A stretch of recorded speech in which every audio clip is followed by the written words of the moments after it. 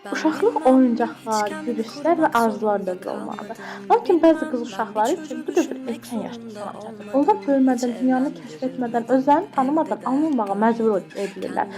13 yaşında bir qız uşağı hələ özünün qayğıya ehtiyacı olduğu bir zamanda necə başqa bir canlının qayğısına qala bilər? Bu qızın hekayəsi bir nəfərin deyil, minlərlə qızın yaşadığı gerçəklikdir. Dünyada hər il milyonlarla uşaq erkən evliliyə məcbur edilirlər. UNESCO-nun araşdırmalarına görə isə erkən evliliklər qızların təhsilini yarımçıq qoyur, onların sosial-iqtisadi inkişafına mane olur və ən əsası həyatlarını təhlükəyə atır. Bir düşün, qələmi yerə qoy və uşağı qucağına al. Bu necə ədalətsiz bir tələbdir.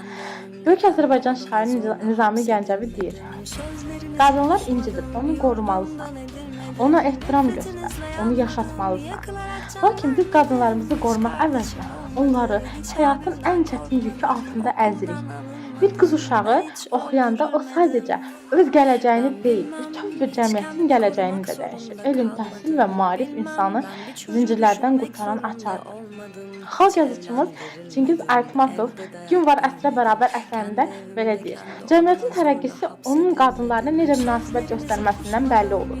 Bir cəmiyyət öz qadınlarına, öz qız uşaqlarına dəyər vermirsə, necə tərəqqi edə bilər? Bundan əlavə, erkən evliliyin bir sıra təsirləri də var. Sağlamlıq riskləri, yeniyetmə yaşda hamiləlik ölüm riski yaradır. Təhsildən məhrum olma, məktəbdən uzaq qalan qızlar iqtisadi asılılığa düşür, psixoloji travmalar, erkən evliliklər, depressiya və travmatik stres sindromuna səbəb olur.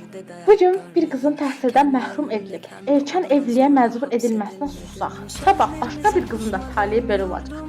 Uşaqların yeri sinif otaqlarıdır, xəstəxana çarpayları yox.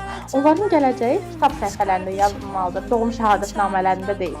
Böyük mütəfəkkir Lev Tolstoyevun gözəl bir sözü var: elmin olmadığı yerdə fəlakət qaçınılmazdır.